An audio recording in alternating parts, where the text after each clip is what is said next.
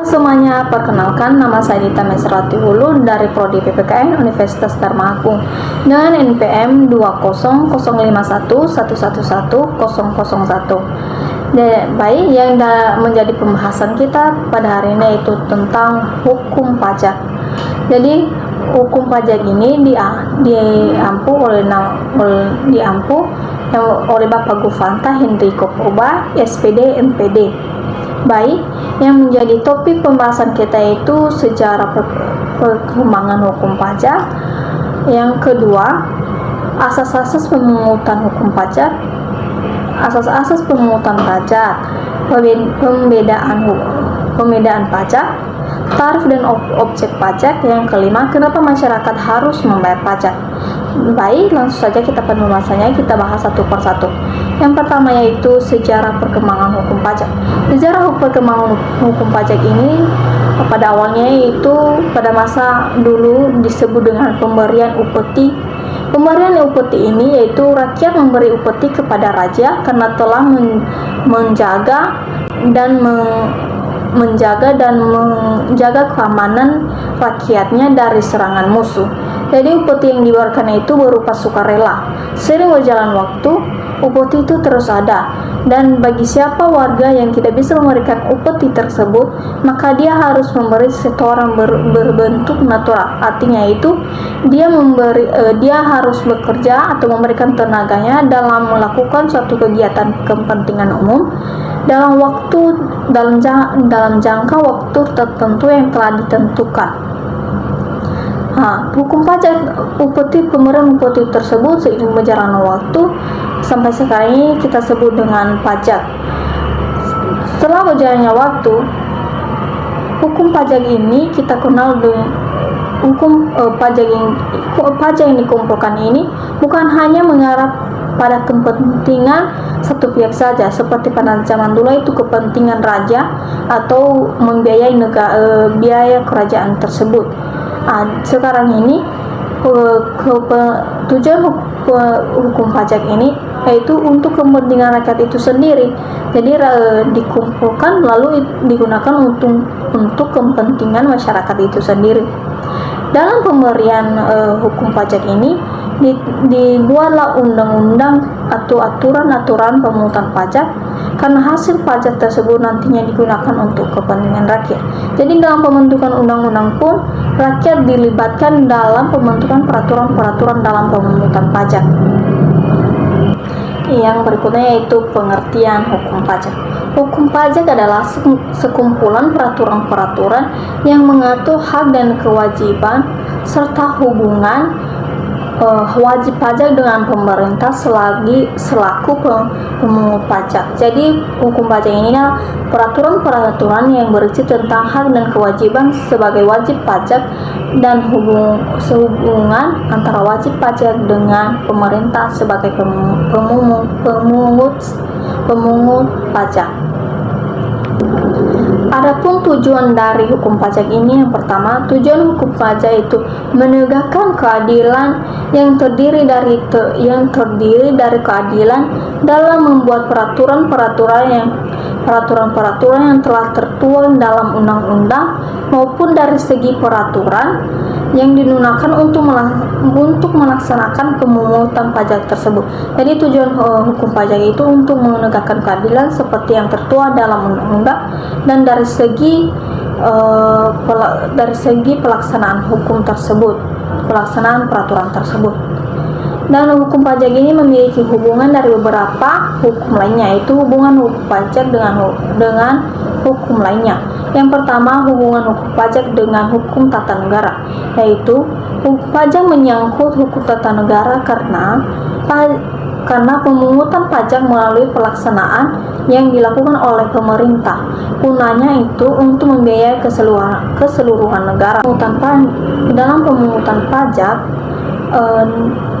rancangan undang-undang anggaran dan belanja negara, pemasukan negara paling utama yaitu pajak. Begitu juga dengan rancangan anggaran pembelanjaan pendapatan dan belanjaan negara yang menjadi sumbernya yaitu adalah pajak.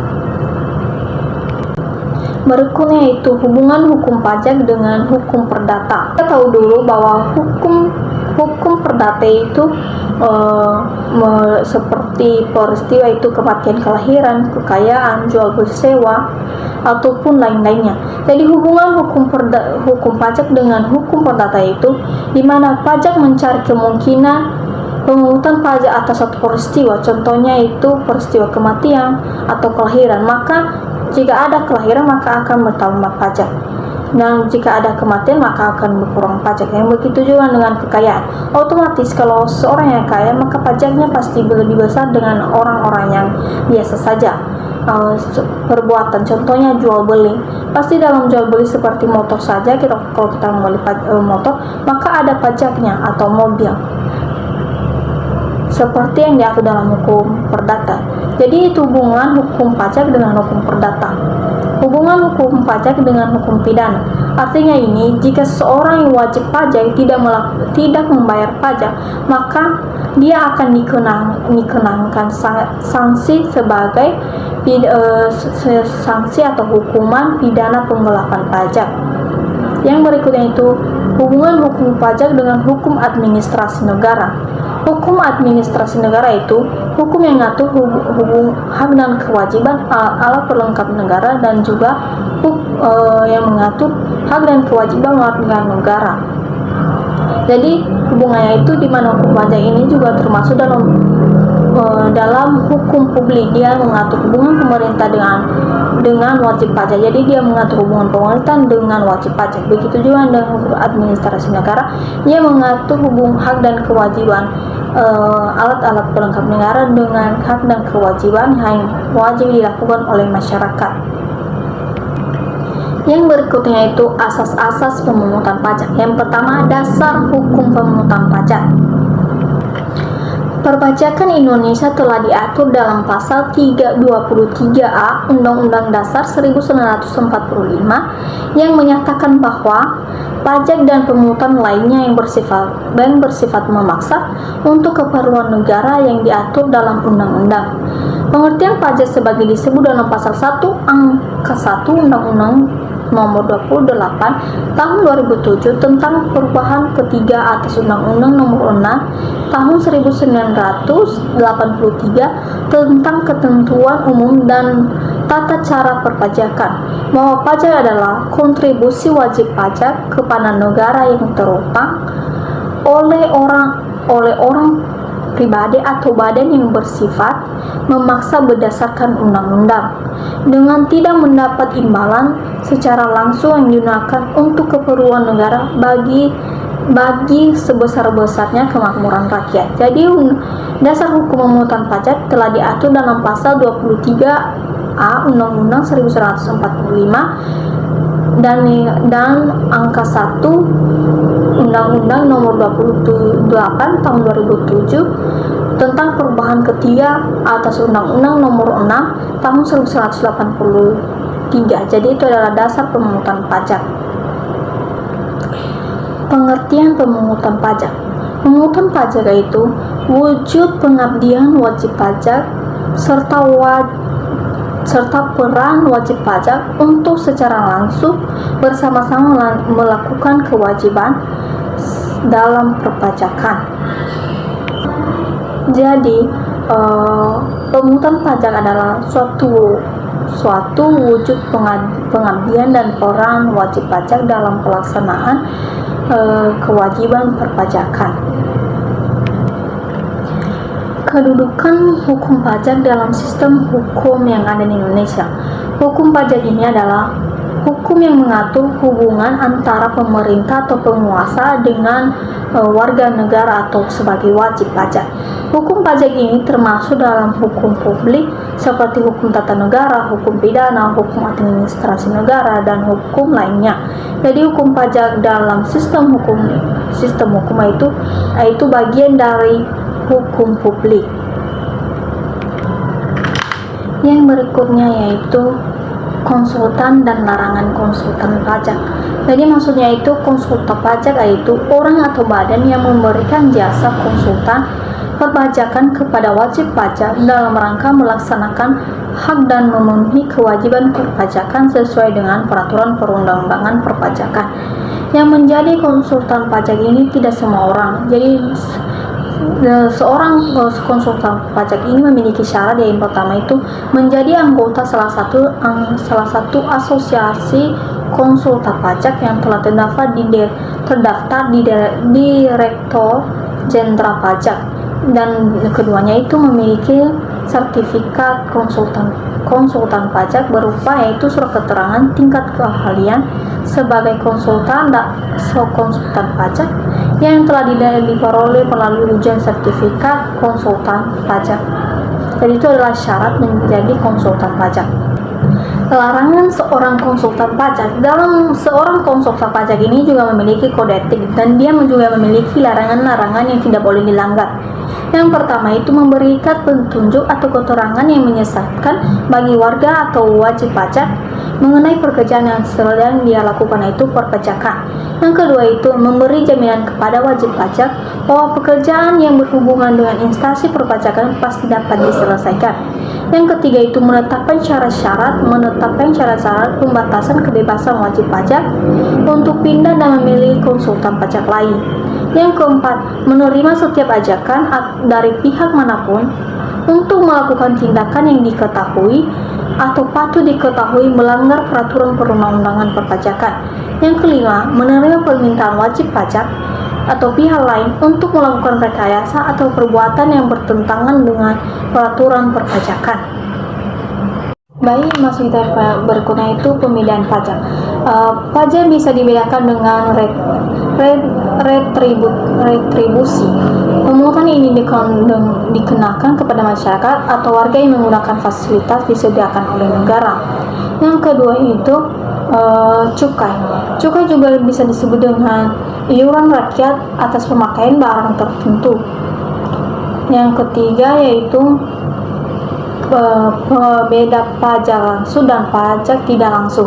Pajak langsung adalah pajak yang dibebankan yang harus ditanggung sendiri oleh wajib pajak yang bersangkutan dan tidak dapat dialihkan kepada pihak lain.